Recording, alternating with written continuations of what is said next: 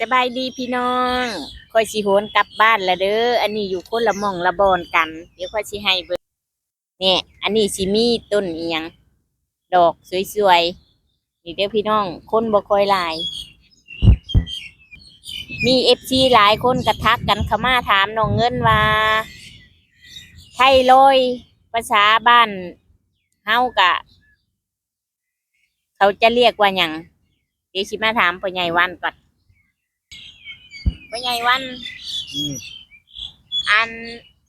ไทโรยบ้านเฮาเขาห้องว่าหยัง พอกินเลือดเออดีเด้อพี่น้องประชาบ้านนงเงินน่ะคือเขาสีห้องว่าก็กินเลิศแต่ว่าอยู่พี่นะเขาที่เรียกว่าไทรอยด์แมนหา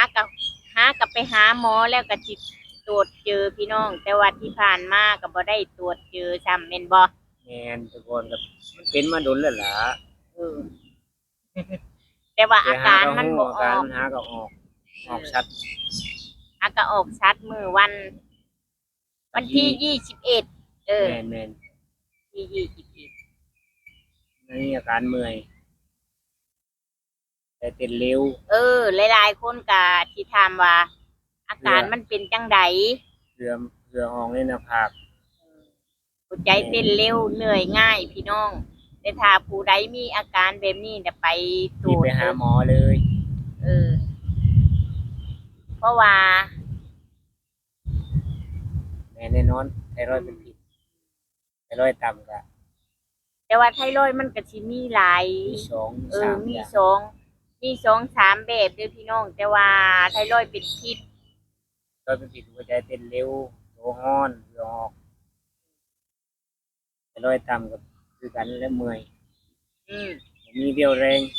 นี่แหละเด้อพี่น้องมาตอบให้แล้วเพราะว่าหลายคนก็ว่าอาการมันเป็นจังไดเริ่มต้นบอกแน่ค่อยก็อยากฮู้ว่าซั่นก็เลยสิมาจำพาษณ์คนที่เป็นเนาะ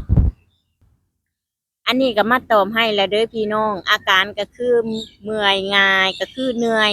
เฮาขึ้นบันไดนิดหน่อยก็เหนื่อยแล้วก็หัวใจมันเต้นเร็วเนาะพ่อใหญ่วันเพิ่นก็หัวใจเต้นเร็วแล้วก็เหนื่อยง่ายแล้วก็แบบมันก็คือห้อน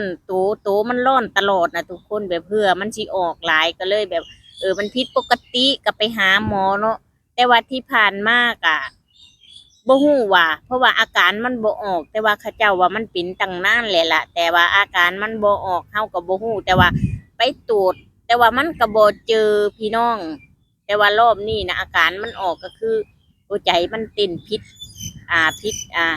ปกติก็คือมันเต้นสูงมันเต้นเร็วนะก็เลยไปหาหมอเลยเขาเจ้าตรวจเลยโอ้กว่าจะตรวจเจอก็2-3รอบตรวจ